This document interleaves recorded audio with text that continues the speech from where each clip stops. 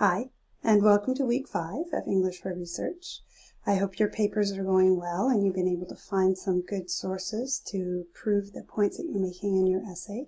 Today we're going to be talking about a few things.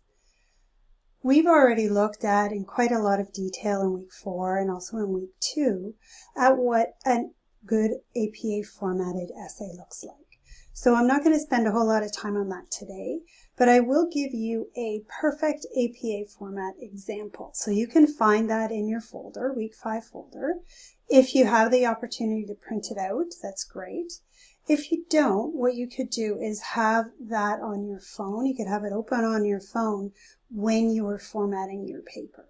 We'll also be doing an assignment on APA formatting, so you want to be able to have that available to you so that you can refer to that as you're doing your formatting.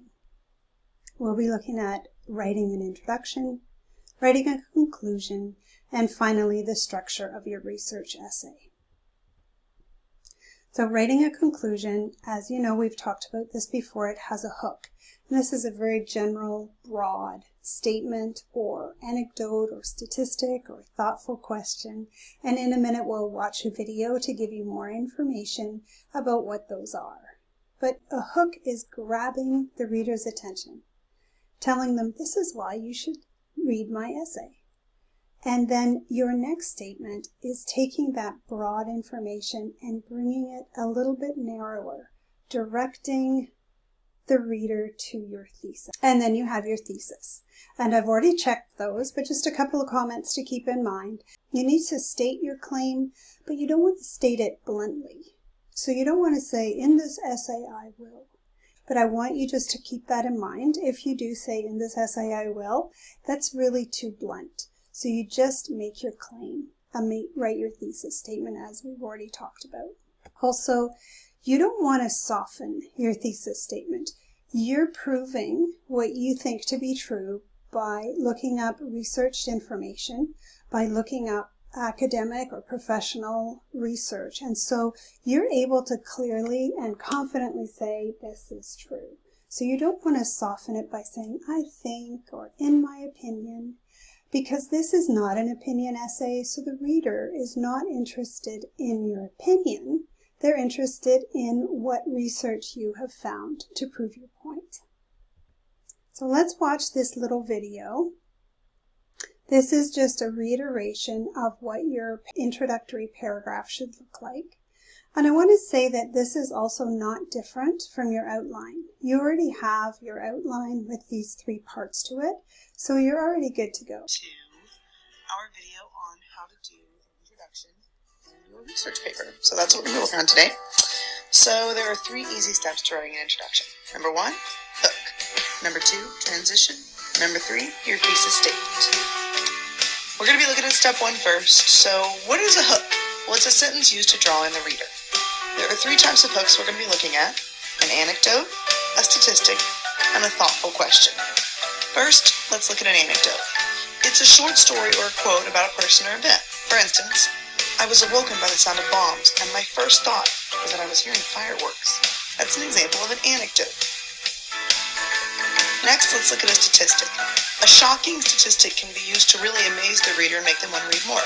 For instance, nearly 2,500 people were killed and 1,000 more were wounded on December 7, 1941. Next, a thoughtful question. It can be used to make the reader think deeply about your topic. Like, would most people put their lives at risk to save those they'd never met? See, it's interesting. Makes you want to read more. Step 2, transition. You want to flow smoothly from your hook to your thesis. That's what your transition's for. Here it is. You remember our hook from earlier? I was woken by the sound of bombs, and my first thought was that I was hearing fireworks.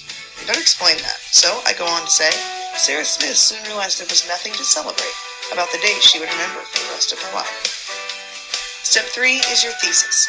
Your thesis statement introduces your reader to the topic and the 3 main points you're going to be covering in your paper. So your topic plus your 3 main points equals your thesis.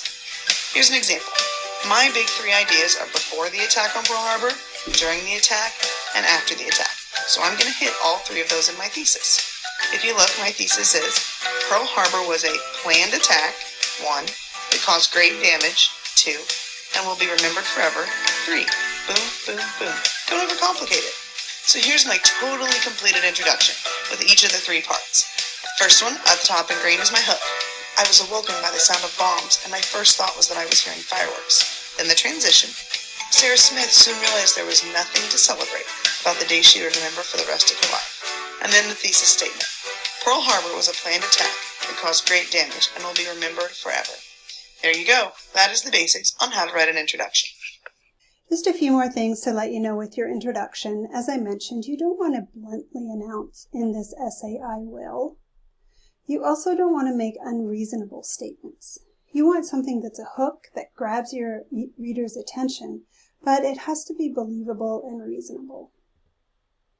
You also don't want to, as I mentioned before, you don't want to say, "in my opinion," or "this is what I think," because you are making a strong point. You also don't have a lot of time to go into the details. You're going to be doing that in the main body of your essay. So your introduction is really just introducing your thesis statement. You're also not going to include random information. So even if your statistic is very interesting, you want to make sure that it connects well with the topic of your paper. And then you also don't want to define something. Sometimes you have to define a term, and you can do that in the body of your essay, but not really in your introduction. For your body paragraphs, we already have the outlines, so you're already in good shape there. But these are just some transitions. Transitions are words that help the reader know that you're going to be changing topic and talking about something else. So you can say first, second, third, but that's kind of boring. So try and use other ones. Next, then, furthermore, previously, moreover. So try and use some other transitions to start a new paragraph. Then we've also got some signal words for giving examples or for giving proof. So instead of saying, for example, you can use these words to give more variety to your writing, to make it more interesting for your reader. So here we have our tips for writing a great introduction, and you're well on your way with that. Now let's talk about writing a great conclusion. With our introduction, I had this funnel here, and you know what that is, but the word is a funnel, and it takes the information from very broad, a little bit narrower, down to your main thesis statement. Well, your conclusion does the exact same thing, but it's upside down. You restate your thesis statement. You use different words, but you basically say the same thing using different words. So you rewrite it so it gives the same 3 ideas, but using different words. So in your conclusion, you start with a very narrow topic by restating your thesis statement, and then you get a little bit more broad and you go down into something that could be maybe reviewing a very strong point that you had. So if you had one particular proof that was really strong, you could include that there. And then your last thing is a final thought. This could be a prediction or a recommendation or a call to action, but it is still something that's very much related to your topic. So just a couple of pointers of some things to never do in a conclusion. One is to refer exactly to the essay. So this essay shows you that. I'll give you a couple of examples of things that you can say otherwise. But this is just something that it's too boring to blatantly or bluntly say this essay shows. So there are some other ways that we can phrase that, and I'll show you those in just a minute. What you'd never want to do is introduce a new idea or new evidence or new details. And if you're talking about the positives of something, you don't want to introduce a negative in your conclusion. You don't want to soften your argument by saying, "in my opinion," and you don't exactly repeat your thesis. You have to reword it so that it is the same idea, but it is in different words.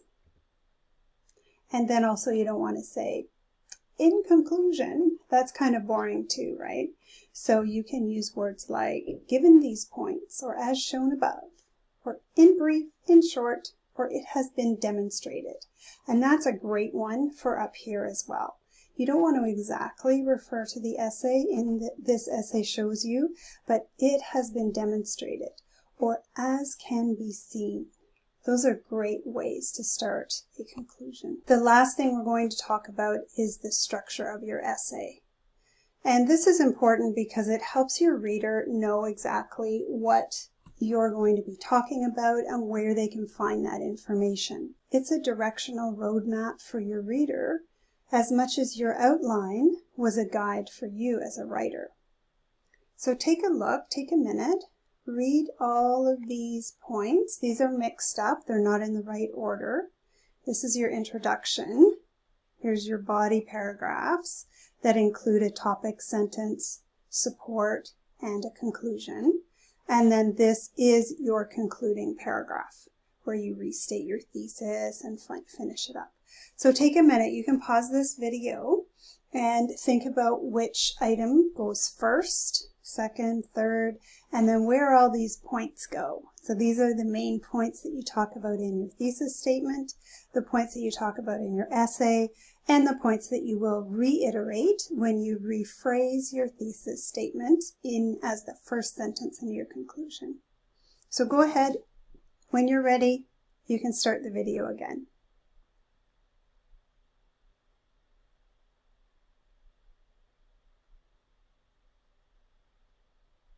Did you get it? Are you finished? Let's look at them together. Of course, your first thing we all know is your hook. Yes, exactly. You're going to introduce your topic with a hook. And then you're going to have a transition between the hook and your thesis statement, and you're going to add some background or just a connection for the audience between the broad topic and your specific thesis statement. And then you have your thesis statement, which has your 3 main points. For the main body of your paragraph, you have your first paragraph, and your first paragraph talks about your first main point, obviously, right? So you don't want to give 3 points in your thesis statement and then have them in a different order in your main body paragraphs. So paragraph number 2 is going to talk about point number 2. Paragraph number 3 is going to talk about point number 3. And then the first sentence of your conclusion is going to be where you restate your thesis in different words, but the same ideas. And again, you have your main points. And there will come a time when you become a great writer and you may not need such a formula as this structure. This is a very fixed formula, a very fixed structure, and you may be able to write beautifully without this being organized like this. But for now, for our essay, we will keep to this structure so that it's very clear for you and for the reader. Then after you restate your thesis, you review your main points or a strong support, and you leave your reader thinking. So that's the structure of an essay. So that's it. It's kind of a short lesson, and I guess that's okay because we've already done so much. But with our essay today, we looked at writing an introduction, writing a conclusion. I gave you a perfect APA format example that you can use as a reference when you're writing your paper. And we also looked at the essay structure. Also, how is your paper coming along? Unfortunately, we can't meet in class, but if you have any questions or if you need my help with anything, please let me know. I'd be happy to help you.